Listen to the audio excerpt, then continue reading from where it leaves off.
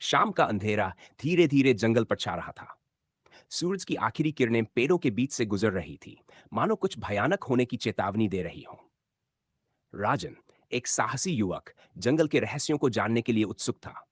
गांव के बुजुर्गों ने उसे कई बार चेताया था कि इस जंगल में मत जाना, लेकिन उसकी जिज्ञासा ने उसे रोकने नहीं दिया। गांव के लोग कहते थे कि उस जंगल में रात के समय कुछ अनजान शक्तियां जागती हैं।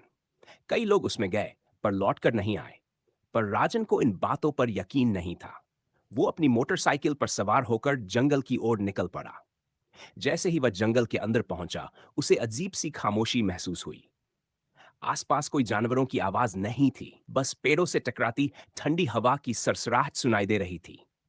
कुछ दूरी पर उसे एक पुरानी टूटी फूटी हवेली नजर आई। उसे याद आया कि गांव में लोग इसी हवेली के बारे में बातें करते थे। कहते थे कि वहां किसी समय एक तांत्रिक रहा करता था, जिसने कई काले जादू किए थे।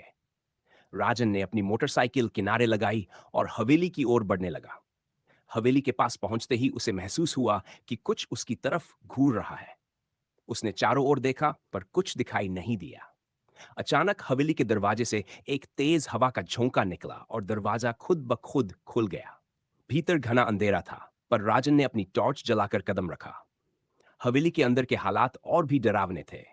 दीवारों पर अजीबोगरीब चित्र बने हुए थे, जिनमें इंसानों की पीड़ा को दिखाया गया था। जैसे ही राजन आगे बढ़ा, उसे लगा कि हवा में किसी ने उसका नाम पुकारा। उसने पीछे मुड़कर देखा, पर वहां कोई नहीं था। वह धीरे धीरे सीढ़ियों की तरफ बढ़ा। ऊपर जाते ही उसकी टॉर्च की रोशनी अचानक बुझ गई और चारों ओर घना अंधकार छा गया। उसे महसूस हुआ कि कोई उसके पास खड़ा है। तभी एक ठंडी सांस उसकी गर्दन के पास महसूस हुई। राजन ने घबराकर पीछे देखा और वहां एक धुंधली परछाई खड़ी थी, जिसकी आंखों में नफरत की आग जल रही थी। उस परछाई ने धीरे धीरे हाथ बढ़ाया और अचानक राजन की गर्दन पकड़ी। राजन ने खुद को छुड़ाने की कोशिश की, पर उसकी पकड़ बेहद मजबूत थी। वो चीखना चाहता था,